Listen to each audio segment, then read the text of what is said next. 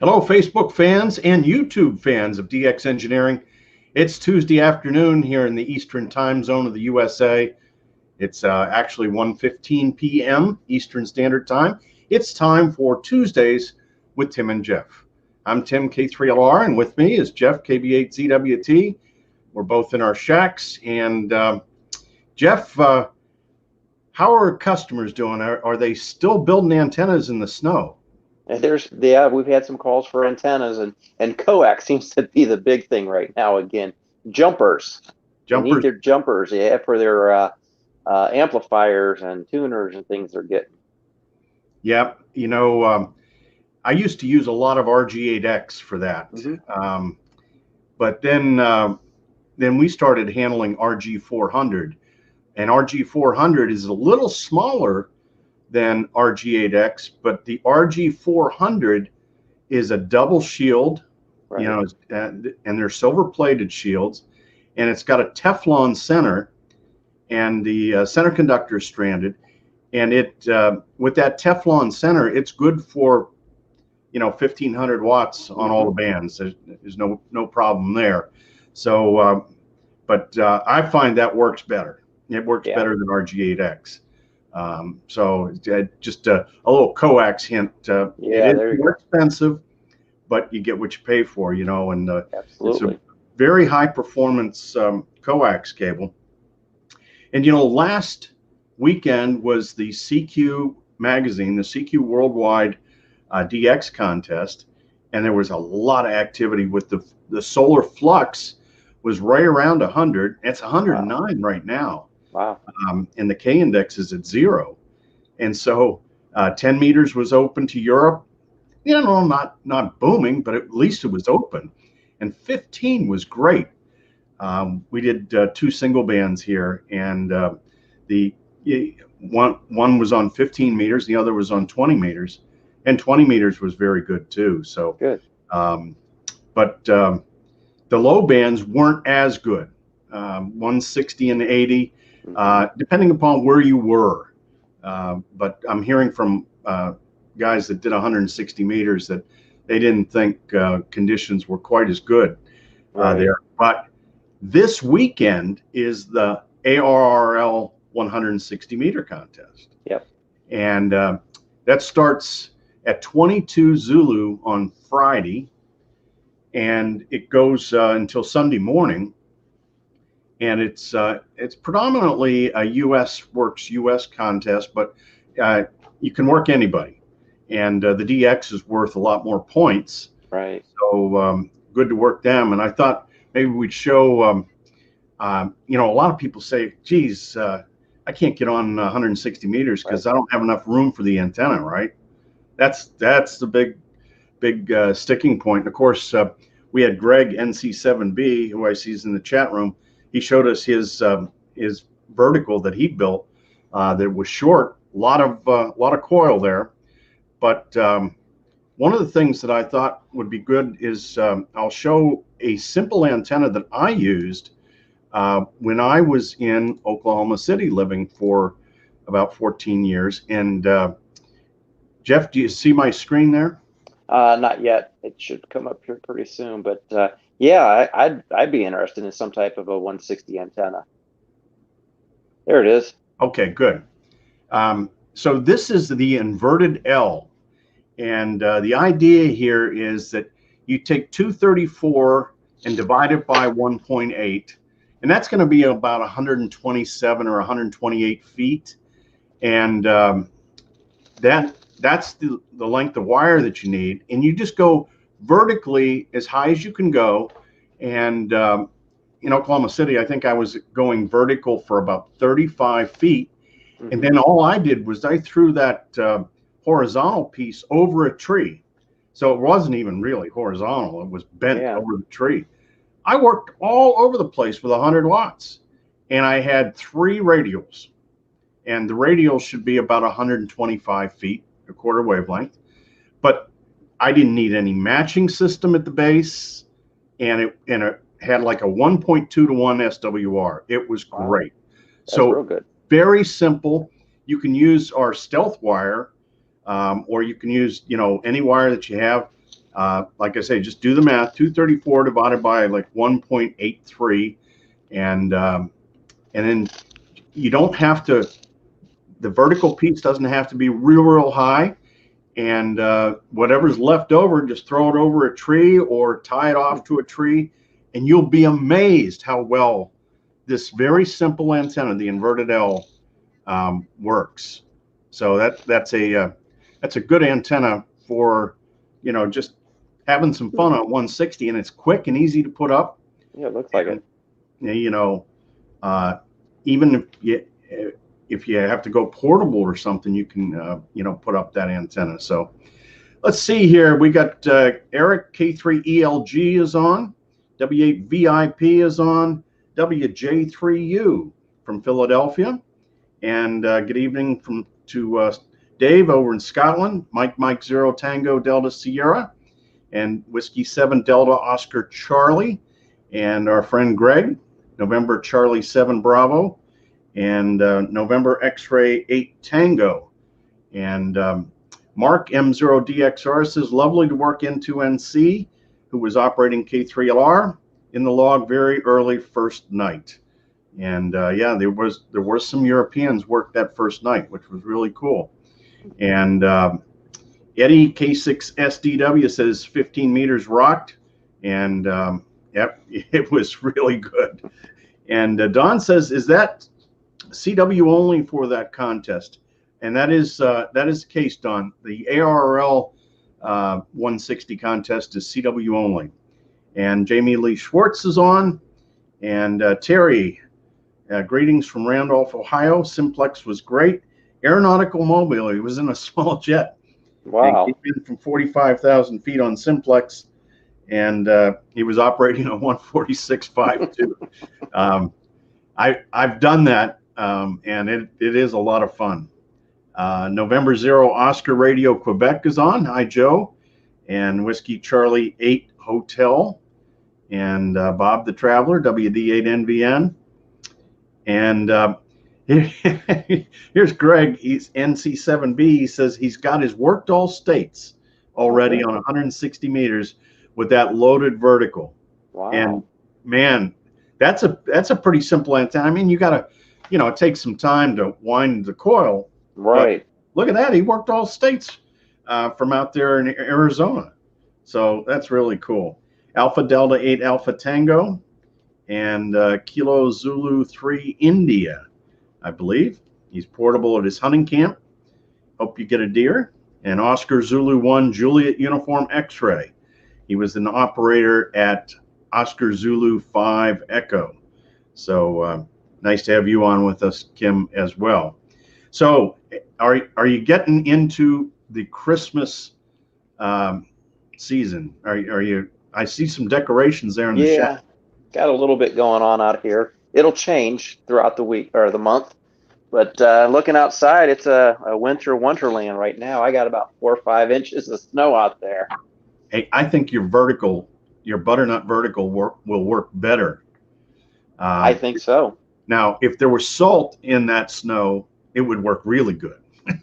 That would damage the grass next year. Well, you know how I feel about grass. Anything signal, whatever makes you louder in Europe. I mean, that's right. Yeah, maybe I'll try it. Grass will grow back. That's right. You'll have some explaining to do to your wife, but yeah. Hey, when thinking about Christmas, and we're going to be talking a lot about this stuff, but this calendar from CQ Magazine is just nice. Fabulous. I mean, look at the photos here. Here's our friend Karsten, Delta Mike 9 Echo Echo, and his family. They were visiting and took this photo. But I mean, the photos, and then it tells you the operating events. Yeah. Right on the days, and it is really nice. I've been getting CQ calendars for years and years and years. Here's Jerry and Val. Oh yeah. Val from Ham Nation, and there's their wedding photo up there in the corner. And tomorrow night I will be on Ham Nation, Jeff. Oh, good. Okay. I'll be on with Val. We're going to be talking about Jerry and Val just put in a new DX Engineering 4-square, and they got their verticals and the control box, They got everything, and phasing cables, everything. DX Engineering, they got it up and running, and it's working great. Good. They're really having a lot of fun with that antenna, and so we're going to be talking about Foursquares tomorrow night on Ham Nation. We talked about a sign of the times, right? Oh yeah, yeah. And boy, I hope by this time next year, COVID is in the rear view mirror. Boy, I hope so. Here's another friend of DX Engineering, and of course this was Chris Brawl, and he's been to several of our events. Chris was out there doing some direction finding and radio direction finding, RDF work. He lives down. He and his father are part of the VOA club down at the old VOA site. Oh, okay. Near Cincinnati, and just like I said, I've this guy here, JH4UYB. That's nice. Work him on all the bands. Look, he's got all that nice radio equipment up there. Just beautiful. But he's got a big signal on the bands. But anyway, these calendars are in stock and makes a nice stocking stuffer. And in case you need the mother of all stockings, Jeff, look at this. Yep. You can stuff a lot of stuff in the DX Engineering bag.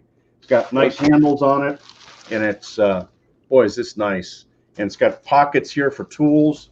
I have one of these that I use outside. I got it out in the barn, but it's all full of stuff. Yeah, I bet. You just put your tools in there. You put your books in there. You'll be the envy of all the other hams. I have to get my wife one of those so I can borrow it. Yeah. Well, she needs a tote, Well, yeah. We're in Amish country all the time. We were there yesterday, and she's always carrying bags, picking up stuff that we buy. That would be nice. No, I think that would work out good. Let's see. We've got WA2 Quebec Yankee Alpha, where it's snowing, strangely enough. Well, that's what happens. You're going to find Lake Erie, Lake Erie water. Yes. In your backyard there, Ralph. And the tall guy, K3STL, is on. And Poppy, K6 Delta Charlie Lima.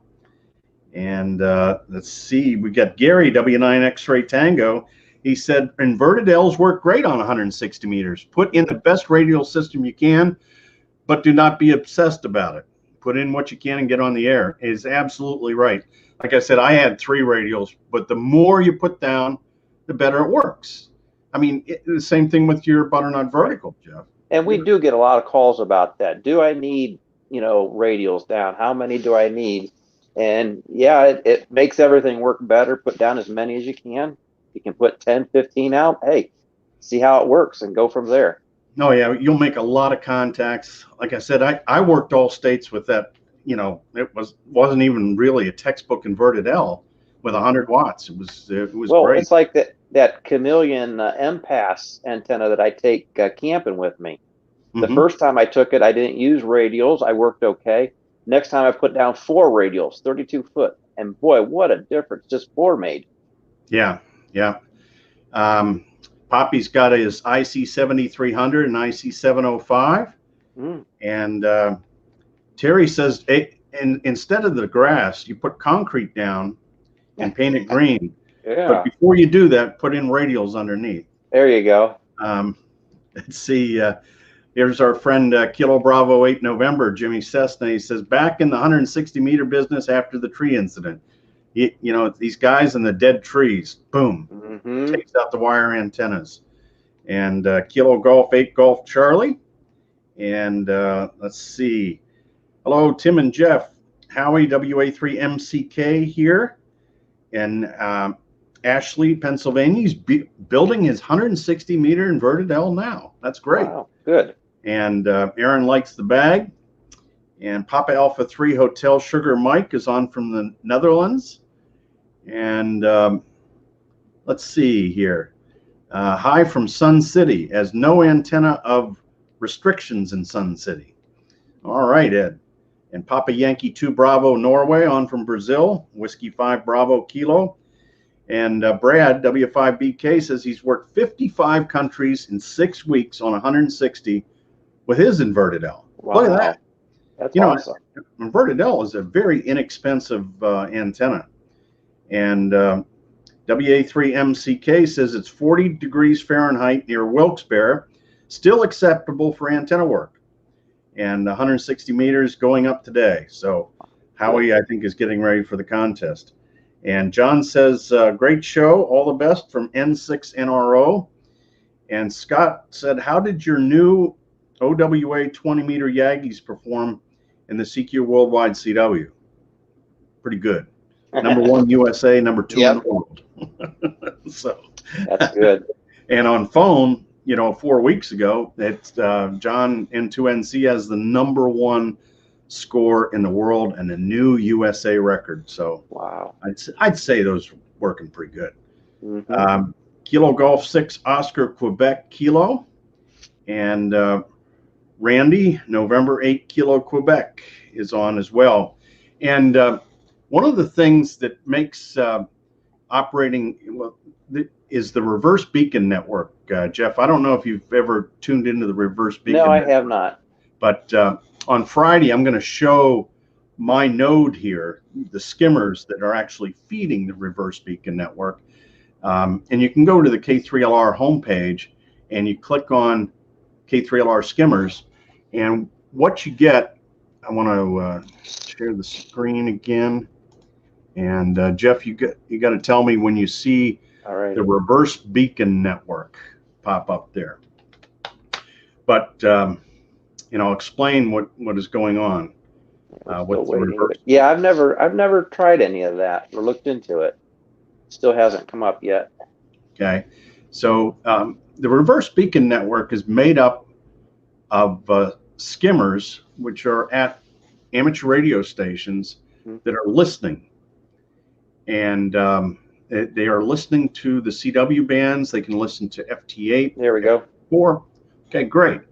So this is the output of the K3LR skimmers, and most guys just use one receiver, and it's an SDR, a software-defined radio that can that looks at all the bands.